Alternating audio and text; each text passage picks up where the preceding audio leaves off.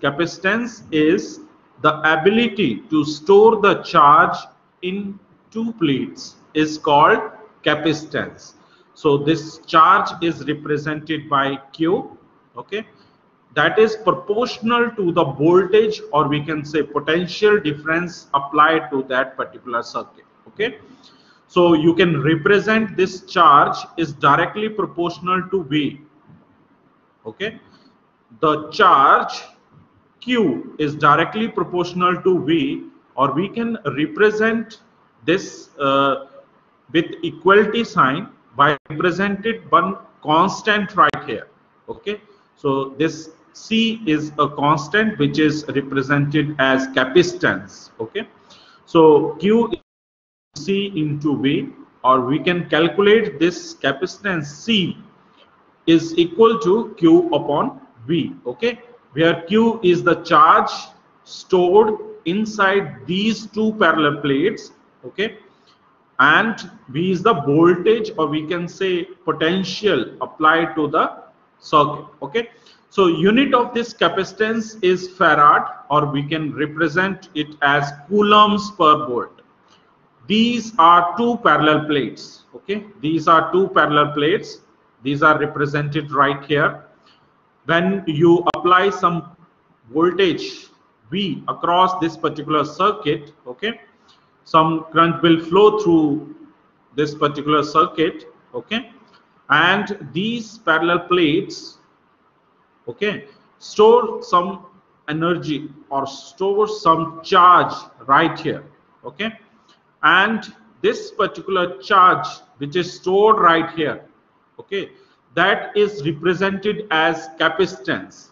So this the total energy required to transfer Q coulombs of charge, resulting in a final potential of V volt between the two plates.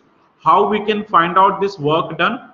Work done can be find out by 1/2 into potential applied across this particular circuit multiplied by the charge storage, or we can say the transfer of charge from one plate to the another. So this charge is moving from one plate to another, okay.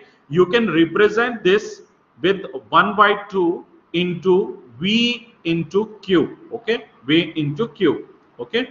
So you can represent this charge. We have seen how you can write the charge. Q is equal to C into V. In the previous case, you can see right here, this Q is equal to C into V, and we will put this equation right here in the work done formula. So this Q is equal to C into V, and we multiply these terms, and we will find out the total work done is equal to 1/2 into CV square joules, okay. So in parallel plates, the capacitor C is directly proportional to A, and we can represent this with the proportionality constant, okay, and you can write the area right here. Area is equal to 1/d, okay, and we change this proportionality constant with epsilon naught, okay. So epsilon naught is equal to A upon D, okay. So you can write this equation finally as C is equal to epsilon naught A by D, where A is the area, okay, and D is the distance, okay. So what is the distance? Distance is in between these two parallel plates, okay. This is D right here. So when this charge is moving from one plate to the another, okay, so distance is in between these two plates.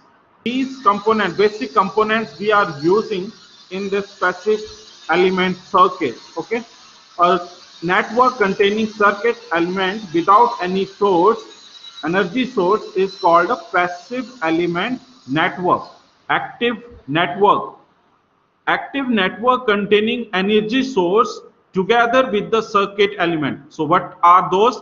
When we connect some voltage source right here, let's suppose that this is a voltage source, you can connect, and across this we connecting different components. Okay, so this is your active network. Okay. What is the constant value? This resistance remain the constant. Okay, this resistance remain the constant. And when we discuss about the inductor, okay, so V is equal to L di by dt. Okay, this I is changing but L remain the constant. Okay, when we discuss about the capacitor, okay, so capacitor voltage 1 by C under this integration of I dt. So this capacitor remain the constant ideal voltage source. How you can represent a voltage source? You can represent a voltage source by plus and minus symbol. This is your voltage symbol. Okay, so this is ideal voltage source. When we discuss the ideal voltage source, that means there is no loss in the voltage source. Okay, so this plus and minus sign represent it is a positive, okay, and it is a negative. Okay, and you can connect this particular voltage source to any circuit and current will flow through across that particular circuit. So right here we are providing some voltage source.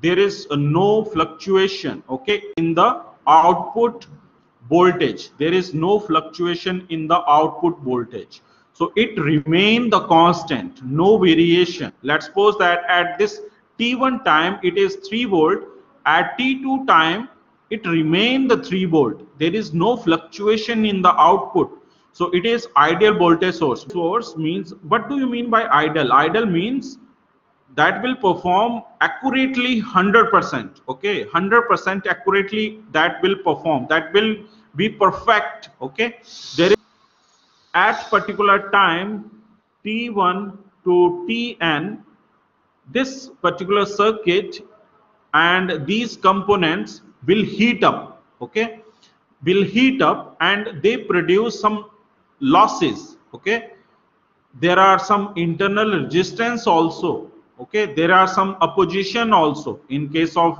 resistance, you can represent this current source by this arrow symbol. Okay, this is your current this current source, and you can represent this current source by this I of t.